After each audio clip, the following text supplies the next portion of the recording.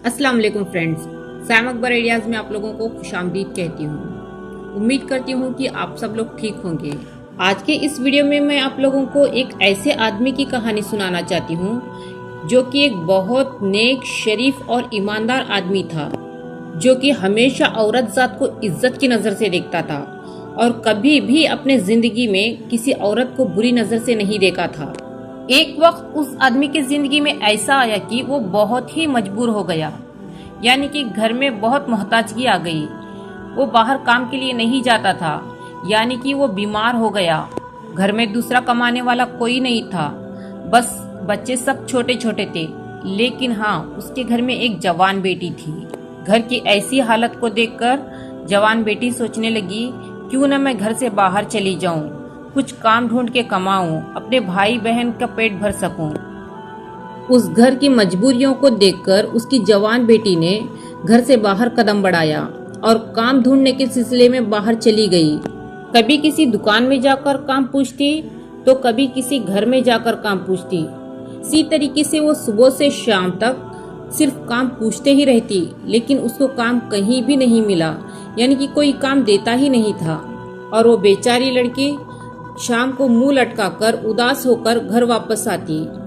ये सिलसिला 2-3 दिन तक चलता रहा कि वो सुबह चली जाती काम ढूंढने के सिलसिले में, लेकिन काम नहीं मिलता, उसे कोई काम नहीं देता था। फिर वो शाम उदास होकर चली आती। जब काम कहीं भी नहीं मिला तो वो बीमार बाप को देख के, छोटे बहन भाइयों को देख के उसके दिमाग में गलत काम करने का इरादा आया। जब अगली सुबह हुई, वो तैयार होकर घर से निकली और ये सोचते हुए निकली कि आज मैं अपनी इज्जत बेचकर घर की मजबूरियों को दूर करूंगी। और वो जाके बाजार में खड़ी हो गई और आते जाते लोगों को अपनी तरफ मुतवज्जा करने लगी, लेकिन हर कोई उसे नजरअंदाज करके आगे बढ़ता। उसकी तरफ किसी की निगाह जाती ही नहीं थी। ऐसे ही वो सुबह से शाम तक बाजार में खड़ी रही, लेकिन एक आदमी भी उसकी तरफ नजर उठा के नहीं देखा। ऐसे ही शाम हो गई तो घर की तरफ कदम बढ़ाने लगी और उदास होकर घर चली गई। और जैसे ही घर के अंदर कदम रखा और वो बाप की तरफ देखने लगी, तब बाप ने कहा कि बेटी, तुम आज कहाँ गई थी? और बाप के ये सवाल को सुनकर वो रोने लगी और बाप के कदमों में जाकर गिर गई और माफी मांगते हुए सारा किस्सा सुनाया कि घर की मजबूरियों को देखकर, बाप की बेबसी को देखकर, भूख से बिलखते हुए बहन भाइयों को देखकर उसने अपना इज्जत का सौदा करना सोचा, लेकिन ये हो नहीं सका। बेटी की पूरी बात सुनकर बाप नम आंखों से अपनी बेटी से कहने लगा कि बेटी, तुम्हारे बाप ने अपनी जिंदगी में आज तक कभी भी किसी गैर औरत को नजर उठा के नहीं देखा, किसी गैर औरत को गंदी नजर से नहीं देखा, तो कोई कैसे तुम्हें नजर उठा के देखेगा?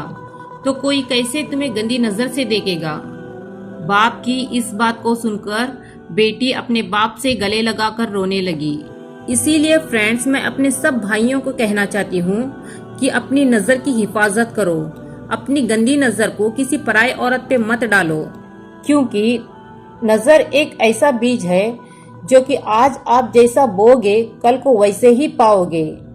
आज अगर आप अपने आप को खबरदार रखेंगे तो कल को तुम्हारी औलाद भी महफूज रहेगी। आप लोगों को मेरी ये स्टोरी कैसी लगी मुझे कमेंट करके बताइएगा और मेरे चैनल को सब्सक्राइब करिए। जज़ाकल्लाह।